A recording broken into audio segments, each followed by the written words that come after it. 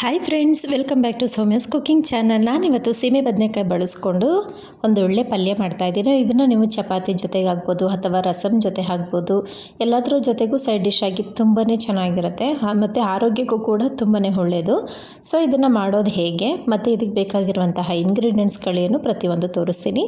ಇದನ್ನು ಫಸ್ಟು ನಾವು ಸಿಪ್ಪೆ ಎಲ್ಲ ತೆಗೆದು ನೀಟಾಗಿ ವಾಶ್ ಮಾಡಿಕೊಂಡು ಸಣ್ಣದಾಗಿ ಹಚ್ಕೋಬೇಕು. ಸಣ್ಣದಾಗಿ ಹಚ್ಕೊಂಡಷ್ಟು ಪಲ್ಯ ತುಂಬಾ ಚೆನ್ನಾಗಿ ಬರುತ್ತೆ, ಹಾಗೆ ಬೇಗ ಬೇಯುತ್ತೆ ಕೂಡ.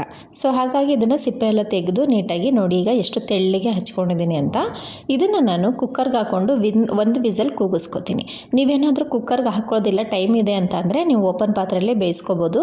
ಸೊ ನನಗೆ ಸ್ವಲ್ಪ ಟೈಮ್ ಆಗಿದೆ ಅನ್ನೋದಕ್ಕೋಸ್ಕರ ನಾನು ಕುಕ್ಕರ್ಗೆ ಹಾಕ್ಕೊಂಡು ಒಂದು ವಿಸಲ್ ಕೂಗಿಸ್ಕೊತೀನಿ. ಒಂದು ವಿಸಲ್ ಸಾಕು, ತುಂಬ ಕೂಗಿಸ್ಕೊಳಕ್ಕೆ ಹೋಗಬೇಡಿ, ಏಕೆಂದರೆ ಅದು ಫುಲ್ಲು ಬೆಂದೋಗ್ಬಿಡುತ್ತೆ. ಸೊ ಹಾಗಾಗಿ ಒಂದು ವಿಸಲ್ ಕೂಗಿಸ್ಕೊಂಡ್ರೆ ಸಾಕು. ಇದಕ್ಕೆ ಒಂದು ಚಿಕ್ಕ ಗ್ಲಾಸಲ್ಲಿ ಒಂದೇ ಒಂದು ಗ್ಲಾಸ್ ಆಗೋಷ್ಟು ನೀರು ಹಾಕ್ಕೊಳ್ಳಿ ಮತ್ತು ಸ್ವಲ್ಪ ಉಪ್ಪು ಸೇರಿಸ್ಕೋಬೇಕು. ಹಾಗೆ ಒಂದು ಚಿಟಿಕೆ ಅರಿಶಿನ ಹಾಕೋದ್ರಿಂದನೂ ಕೂಡ ಅದರಲ್ಲಿ ಏನಾದರೂ ನಮಗೆ ಗೊತ್ತಿಲ್ಲದಿರೋ ಬ್ಯಾಕ್ಟೀರಿಯಾಗಳಿದ್ದರೆ ಸಾಯುತ್ತೆ ಅಂತ.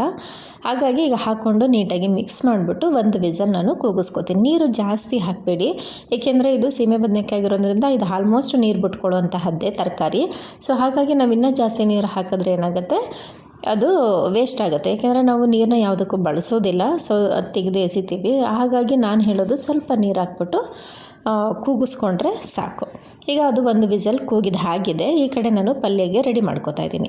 ಒಂದು ಪಾತ್ರೆ ಇಟ್ಕೊಂಡಿದ್ದೀನಿ, ಅದಕ್ಕೆ ಒಂದು 2 ಸ್ಪೂನಷ್ಟು ಕುಕ್ಕಿಂಗ್ ಆಯಿಲ್ನ ಸೇರಿಸ್ಕೊಂಡಿದ್ದೀನಿ. ಅದಕ್ಕೆ 1 ಸ್ಪೂನಷ್ಟು ಕಡಲೆಬೇಳೆ ಒಗ್ಗರಣೆಗೆ ಮತ್ತು ಸ್ವಲ್ಪ ಸಾಸಿವೆ, ಒಂದು 1/4 ಸ್ಪೂನಷ್ಟು ಸಾಸಿವೆನ ಸೇರಿಸ್ಕೊಳ್ಳಿ. ಒಗ್ಗರಣೆಗೆ ಇದು ಕಡಲೆಬೇಳೆ ಹಾಕೋದ್ರಿಂದ ಅದು ಮಧ್ಯದಲ್ಲಿ ಕ್ರಿಸ್ಪಿಯಾಗಿ ಸಿಗುತ್ತೆ, ತುಂಬಾ ಚೆನ್ನಾಗಿರುತ್ತೆ. ಮತ್ತು ಖಾರಕ್ಕೆ ಅನುಗುಣವಾಗಿ ನೀವು ಮೆಣಸಿನ್ಕಾಯಿನ ಹಾಕೋಬೋದು. ಮತ್ತು ಕರಿಬೇವು ಒಗ್ಗರಣೆಗೆ ಒಂದು ದೊಡ್ಡ ಸೈಜ್ ಈರುಳ್ಳಿನ ಸಣ್ಣದಾಗಿ ಕಟ್ ಮಾಡಿ ಇದಕ್ಕೆ ಸೇರಿಸ್ಕೊತಾ ಇದ್ದೀನಿ.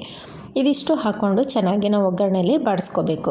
ಈರುಳ್ಳಿ ನಮಗೆ ಅದ್ರ ಬಣ್ಣ ಬದಲಾಗಬೇಕು, ಹಾಗೆ ಅದರ ಹಸಿ ವಾಸನೆ ಕೂಡ ಹೋಗಬೇಕು. ಅಲ್ಲಿವರೆಗೆ ನಾವು ನಿಧಾನ ಉರಿಯಲ್ಲಿ ಚೆನ್ನಾಗಿ ಫ್ರೈ ಮಾಡ್ಕೋಬೇಕು. ಈಗ ನಾನು ನೀಟಾಗಿ ಫ್ರೈ ಮಾಡ್ಕೋತಾ ಇದ್ದೀನಿ. ಇದಕ್ಕೆ ಸ್ವಲ್ಪ ಉಪ್ಪು ಸೇರಿಸ್ಕೊಳ್ಳಿ. ಉಪ್ಪು ನೀವು ನೋಡಿ ಹಾಕ್ಕೊಳ್ಳಿ, ಏಕೆಂದರೆ ನಾವು ಕಾಯಿ ಬೇಯಬೇಕಾದ್ರೂ ಉಪ್ಪು ಹಾಕಿರ್ತೀವಿ. ಸೊ ಈಗ ಸ್ವಲ್ಪ ಉಪ್ಪು ಹಾಕ್ಕೊಂಡು ನೀಟಾಗಿ ಒಗ್ಗರಣೆಯಲ್ಲಿ ಚೆನ್ನಾಗಿ ಈರುಳ್ಳಿ ಎಲ್ಲನೂ ಹದವಾಗಿ ಬೇಯಿಸ್ಕೊಳ್ಳೋಣ. ಇದೆಲ್ಲ ಬೆಂದ ಮೇಲೆ ನಾನು ಬೇಯಿಸಿಟ್ಕೊಂಡಿದ್ದಲ್ಲ ಸೀಮೆ ಬದನೆಕಾಯಿ, ಅದನ್ನು ಇದಕ್ಕೆ ಸೇರಿಸಿದ್ರೆ ಆಯಿತು. ತುಂಬ ಈಸಿಯಾಗಿ ಮಾಡ್ಕೋಬೋದು, ಕ್ವಿಕ್ಕಾಗಿ ಕೂಡ ಮಾಡ್ಬೋದು. ಚಪಾತಿಗಂತೂ ತುಂಬಾ ಚೆನ್ನಾಗಿರುತ್ತೆ. ಹಾಗೆ ನೀವೇನಾದರೂ ರಸಮ್ ಆ ಥರ ಎಲ್ಲ ಮಾಡ್ಕೊಂಡಾಗಲೂ ಕೂಡ ಇದನ್ನ ಸೈಡ್ ಡಿಶ್ ಆಗಿ ನೀವು ಮಾಡ್ಬೋದು. ತುಂಬಾ ಕ್ವಿಕ್ಕಾಗಿ ಆರಾಮಾಗಿ ಬೇಗ ಮಾಡ್ಕೋಬೋದು. ಈ ನೋಡಿ ಫುಲ್ಲು ಕಂಪ್ಲೀಟಾಗಿ ಆಗಿದೆ. ಇವಾಗ ಲಾಸ್ಟಲ್ಲಿ ನಾನು ಸ್ವಲ್ಪ ತೆಂಗಿನಕಾಯಿ ತುರಿ, ಹಸಿ ತೆಂಗಿನಕಾಯಿ ತುರಿ ಮತ್ತು ಸ್ವಲ್ಪ ಕೊತ್ತಂಬರಿ ಸೊಪ್ಪು ಇದನ್ನು ಹಾಕ್ಬಿಟ್ಟು ನೀಟಾಗಿ ಮಿಕ್ಸ್ ಮಾಡಿ ಸರ್ವ್ ಮಾಡಿದ್ರೆ ಒಂದೊಳ್ಳೆ ಸೀಮೆ ಬದನೆಕಾಯಿ ಪಲ್ಯ ರೆಡಿ ಆಗುತ್ತೆ. ನಾನಿವತ್ತು ಚಪಾತಿಗೆ ಅಂತಲೇ ಮಾಡಿದ್ದೆ, ತುಂಬಾ ಚೆನ್ನಾಗಿತ್ತು. ಒಂದು ಒಳ್ಳೆ ಕಾಂಬಿನೇಷನ್ ಅಂತಲೇ ಹೇಳ್ಬೋದು. ಸೊ ನಾವು ಮಕ್ಳಿಗೂ ಕೂಡ ಆರಾಮಾಗಿ ಮಧ್ಯಾಹ್ನ ಲಂಚ್ ಬಾಕ್ಸ್ಗಳಿಗೆಲ್ಲ ಕೊಟ್ಟು ಕಳಿಸ್ಬೋದು.